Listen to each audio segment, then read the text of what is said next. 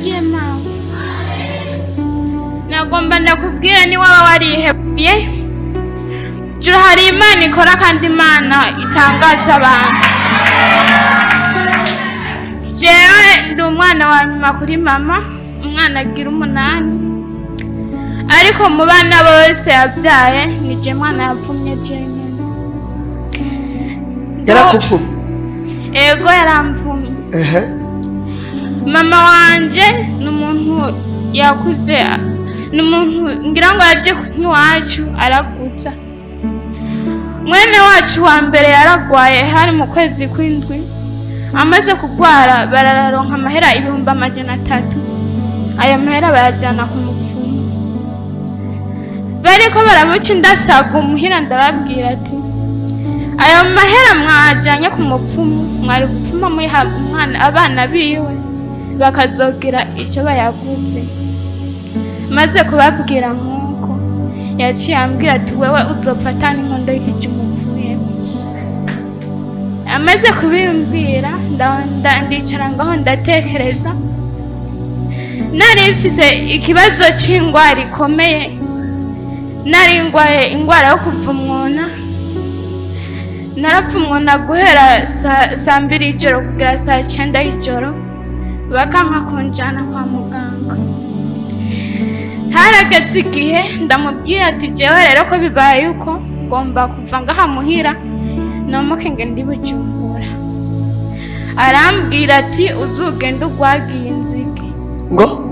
Ngo nzengende ugwagiye inzige. Arasubiriramwo ngo ugwagiye inzige. Ugwagiye inzige? Arambwira ati ugwagiye inzige ushobora kuba utavyumva kuko uri umwana w'ejo. Ugwagiye inzige arambwira ati n'ibikoko byaje mu Burundi rimwe bigeni vyagarutse. Ndaguma ngaho. Harageze igihe kubera yuko papa yari afise abagore 2 mbaho nihebuye niganyiye, ariko Imana ntigeze intereranya. Papa wanje hari mu mwaka w'2023 yararaye mu gahinga ku mugore wa kabiri. Aza ishati yiwe atabipfunga ifise.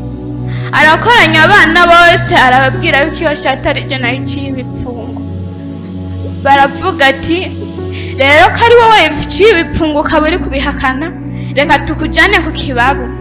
Ikibabu ngaha mwoshobora kuba nk'abantu bakuriye Bujumbura ataco bazi. Ikibabu ni ikintu gitekwa n'abarozi. Ariko Imana yarandinze. Nari nabwiye Imana ati Mana jewe nubwo mama araguza canke abavukanye banje uzumpe nzendinde fatanze umupfumu ninjiyemo ngari karandagurira. Turagenda ngenda ndabwira Imana rya jambo nayisaba, ngenda ndayitakambira. Buriya dushitseyo twaciye dusanga uwo mupfumu atari hari, ngo yagiye gutuntumura ibitega handi. Baciye batangura kufata nabi banjagagura, ntangura kwiyumvira kugenda kwiyahura kugira mve mu buzima nanigogana n'ingoga.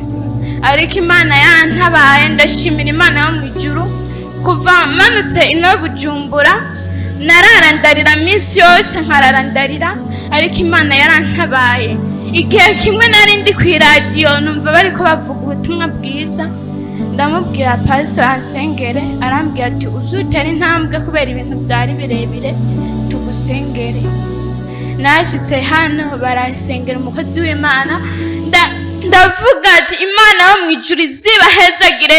Je nta kintu mfise notanga, Imana yo mu ijuru izibamera iherezo ryiza abakozi b'Imana. Amen.